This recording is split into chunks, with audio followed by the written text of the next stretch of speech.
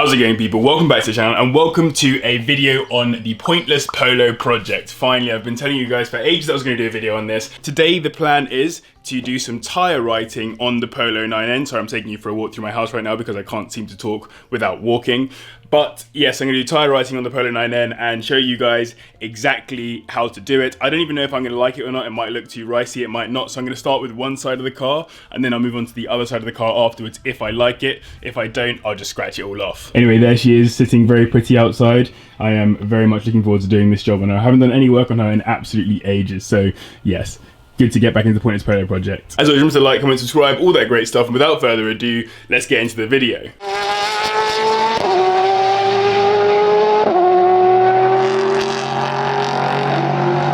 But in order to do this job, there are a few key things you're going to need. Obviously these and the jack to take the wheels off the car, and also this. So this cost me £8 in total for 2 of them, I believe. I don't know if I'm gonna need 2 or not, but I feel like I might do. So I say we start by taking the front right wheel off the car, and we can do that one first.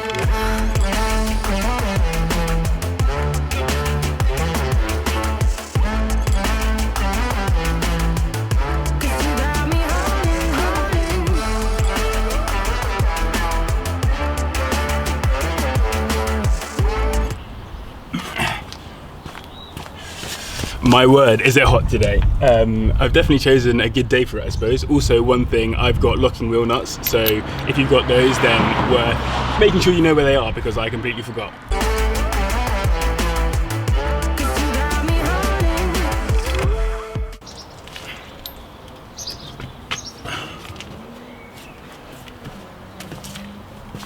And there you have it, that is one wheel fully removed. Now we can go and do the tyre writing on it. I've also just clocked how grimy my hands are from taking that wheel off, so I'm gonna go change my top because I'm wearing a nice white top right now. Are you ready for this? I've always wanted to do this YouTube shot. 3, 2, 1.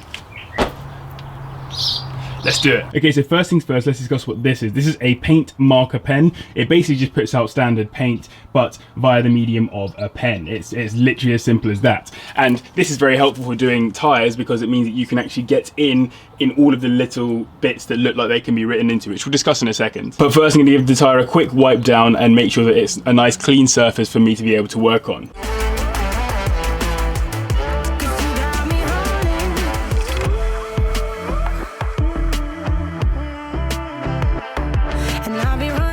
Right, so as you can see with this and also my hands previously, the tyre is quite dirty, hence it's not a very good place to start painting on, so always good to clean the surface before you begin. Now I'm fortunate enough to have chosen a sunny day to do this, so what I'm going to do now is put this in the sun to dry for like 5 minutes.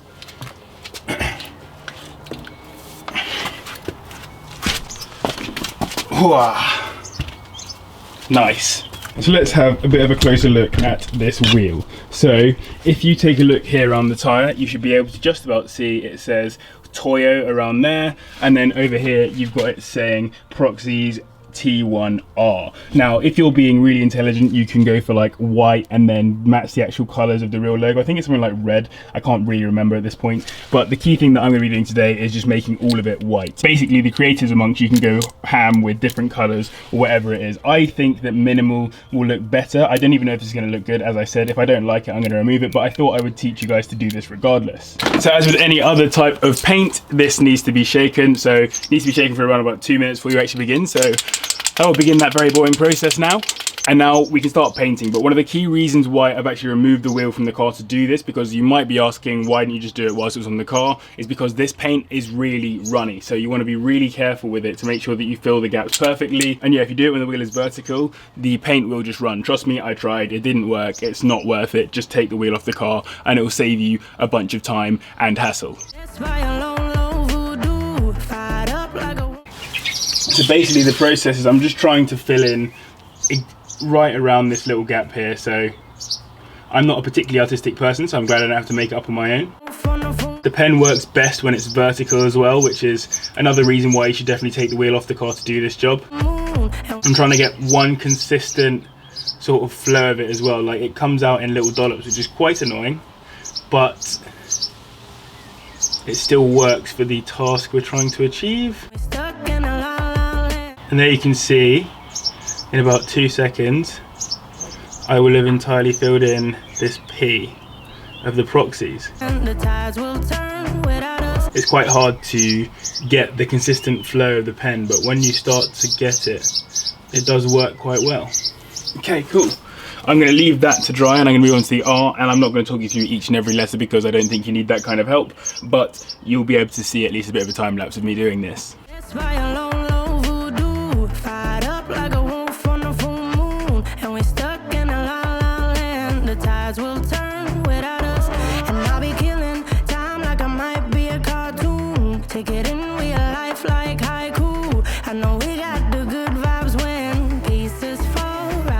You can see it starting to come together slowly. It is quite a difficult task, actually. I've realised it's not like hard or anything compared to many other tasks, but if you want to get the right coverage and stuff, the pen isn't exactly perfect for it.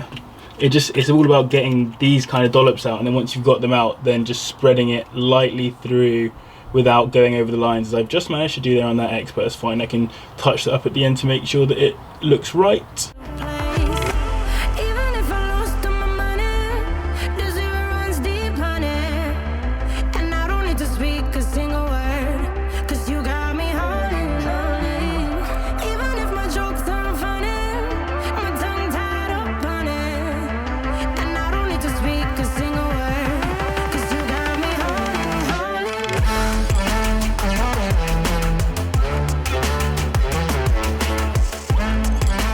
That's a very poor attempt at a proxies. It kind of works. Obviously I've got a bit here and around here to clean up, and I'll clean it up shortly. I'm going to let it dry first and then I'll go around the edges and make sure they all looks good. Let's go on and do the Toyo. I've decided not to do the T1R bit here because mathematically it won't work out. If I do white and white, I then can't do the R and white, but then I've just got a rogue T1 as opposed to the T1R. So I'm just going to do the proxies and the Toyo, and that will be it.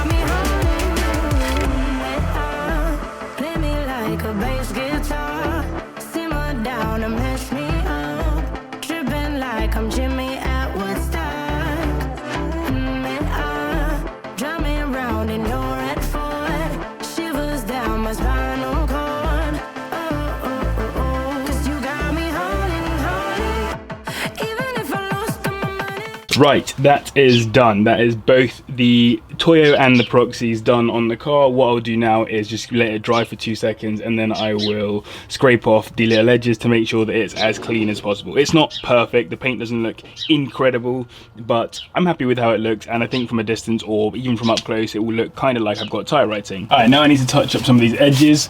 Luckily, once it dries, it's not too difficult to pull off. I'm just literally going to use very lightly the edges of this flathead to basically pull away at the little bits of excess paint, and it shouldn't be too much of an issue.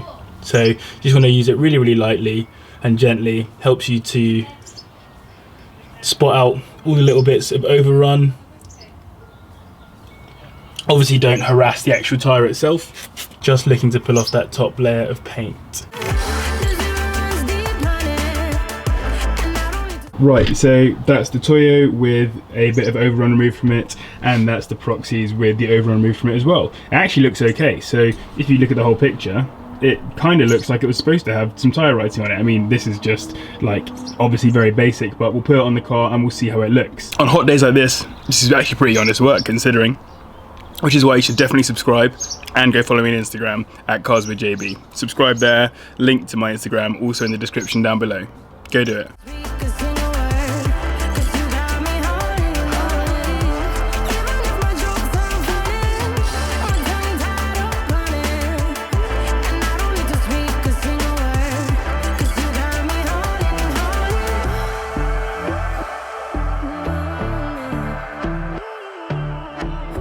Right, so you've just seen me put that wheel back on. Let's have a look at it super quick. So yes, that is one set of actually tyre painted or tyre written tyres back on the car. So let's take a little bit of a step back from it. Yeah, I mean, it is actually quite a cool little look. I mean, it looks ridiculous because my Polo is literally a 1.2 litre, 50 brake horsepower, nothing car, and these are made for race cars.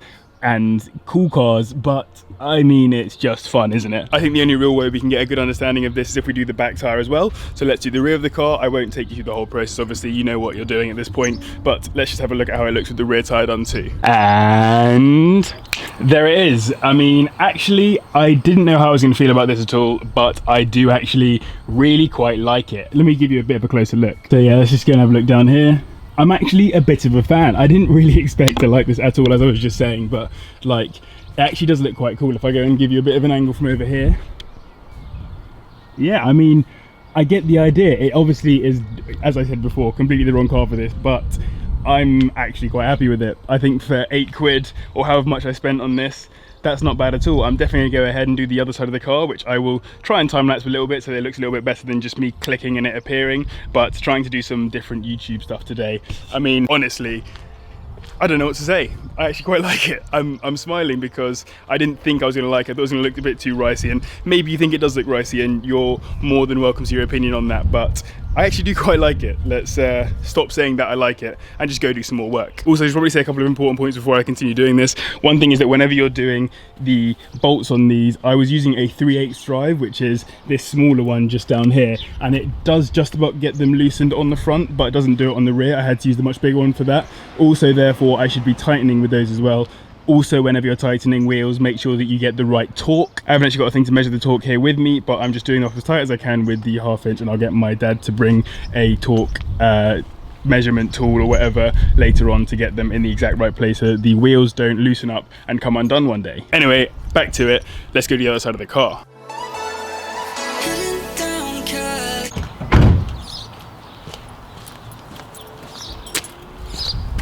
It is absolutely baking today. Honestly, I just drove that round for, what, 2 seconds and I am absolutely dying.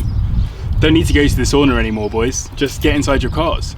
Driving around with my baby, tough drops and raindrops, motion got me all faded, my heart got me going all crazy, and I won't be walking away, yeah. New York in the sunshine, I'm a fool, yeah. I got love blind, and ooh, yeah. Got my heart out, and it's covered in gold, like moonlight over Hollywood, and it's cool, yeah, 'cause you know it's good, oh baby, we'll never get old.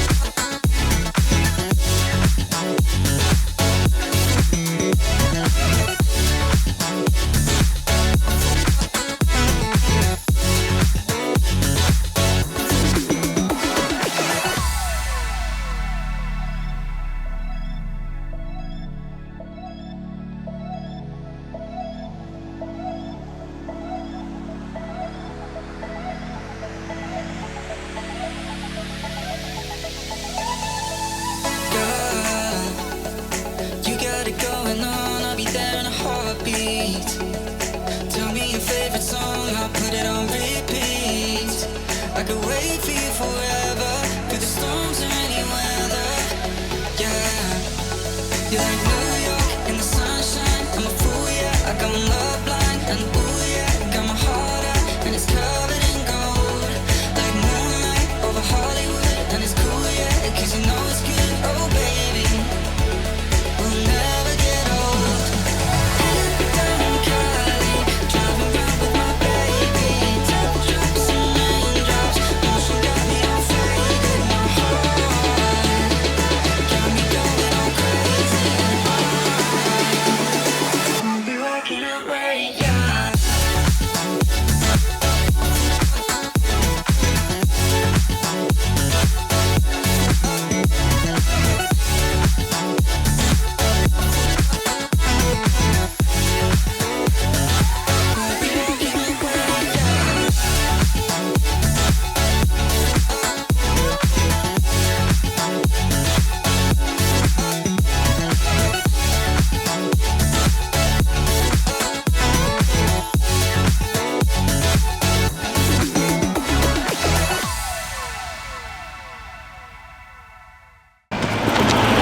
do believe that's it done. Alright, so I've just come over here to tell you guys a little bit about a few of the bits that I probably didn't explain very well in the video. I got 2 of these, but I only used 1 for the job. So theoretically, this is a £4 job. If you just want to buy the 1, I'd still probably go for 2 in case you screw up, or in case, I don't know, you want to do it again in the future or touch it up or whatever, then that's probably a good idea. Other thing that I probably should have mentioned as well, I only used a standard jack for this job. I probably could have used an axle stand to make it safer. It was clear that I was trying to keep myself as far away from the car as possible whilst I was doing the job, so that if anything went wrong with the original jack, then the car wouldn't fall on me. It would still obviously probably have a bad impact on the car, probably break something on the car, but at least I wouldn't get hurt. And so if you're going to do a job like this, I suggest using an actual stand. I didn't have one handy, and I probably should next time, so it's a key learning. Also, I mentioned during that I tried to tighten up the bolts originally with this. It's a 3/8 drive, so 3/8 ratchet. It wasn't good enough.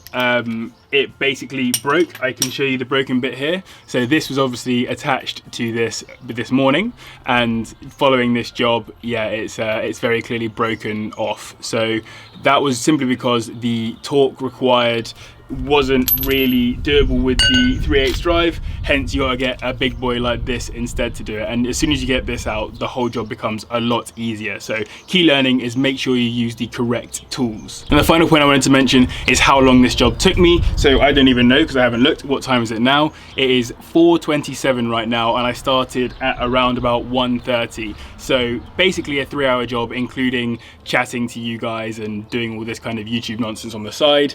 I think it probably could be done in about an hour and a half, 2 hours if you weren't faffing like me and playing golf in the back garden whilst things dry. Anyway, I'm pretty sure you're bored of seeing my face at this point, especially with this grim lockdown bum fluff that I've got going on. But yeah, let's go and have a look at the actual car.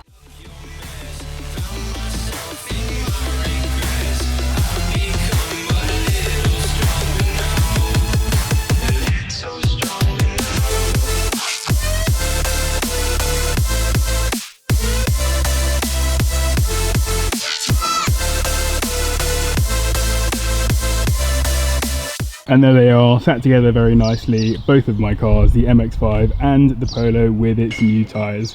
Love to see it. And by new tyres, obviously I mean newly written on tyres. Oh, check this out, the donkeys and ponies are all out.